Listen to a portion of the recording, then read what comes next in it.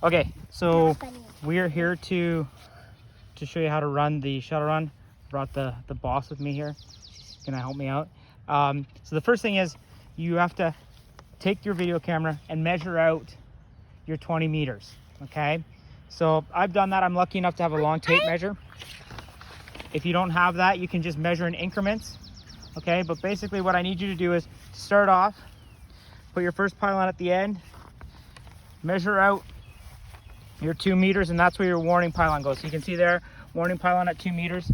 Obviously, again, if you can have somebody videotaping, if you have a shorter tape measure when you're pulling it out, if you have to only go and say 8 meter increments or something like that, make sure that you are measuring where that stops so that you know that I can see you've done the full 20 meters. Okay, so at the other end, obviously with my tape measure, I'm gonna be at 18. I win! I'm gonna be at 18 meters for my warning, and then 20 meters, as you can see here, for my final pylon. Okay, so that's your course. You can run it on the cement. If you have a driveway that's long enough, you can run it on gravel. You can run it on grass like I'm doing here. Obviously, the ideal running environment would be your cement, just because it provides the least resistance. But I have also supplied to you your actual audio to use for the shuttle run. So I will send that in the email as well, but you may need to have a secondary device like a computer running it, because I will need to see the video set off to the side of you running, as well as the audio going on at the same time, so I can validate where you're at. And again, same thing as in-class testing.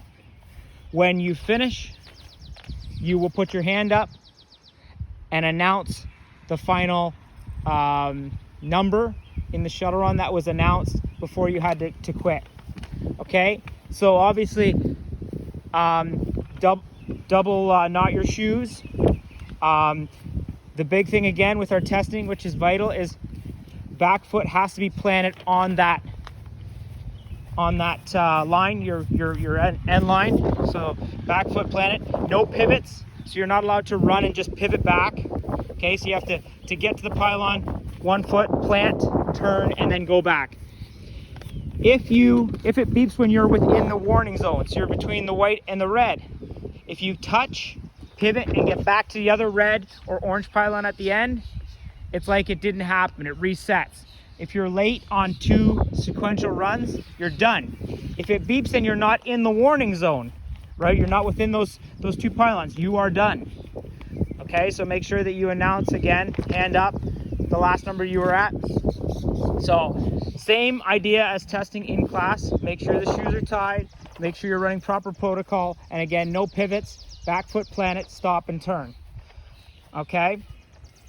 The other thing, like I said, is just make sure the video is set up so that I can see you run the whole course. So you've got to kind of set it up either on one end or one angle to be able to get that decent visual of you running. And again, even if you put it at the end, I should be able to see somewhat where you're at. But I will take another video of it running. But basically, as maybe I'll get the boss to run it. She's busy with the tape measure. Basically, how it works is obviously the gentleman will come on. He will announce that you have 30 seconds. Make sure that you've done your stretching and your warm up prior to that. Okay, so you're not going to injure yourselves. And then once it starts, obviously it'll beep. You start running, get to the far end, touch down, it'll beep, you come back. It's that simple. We know, obviously, if you have the time, I would set this up multiple times before you have to test and run it. So you know roughly how many steps and how much time each round is. Because that's the bigger thing. It isn't speed as it is timing. So if you can learn to get your time down, that's far more vital than you running as quickly as you can and waiting, because you're going to burn way more energy. Okay, thanks everyone. Take care.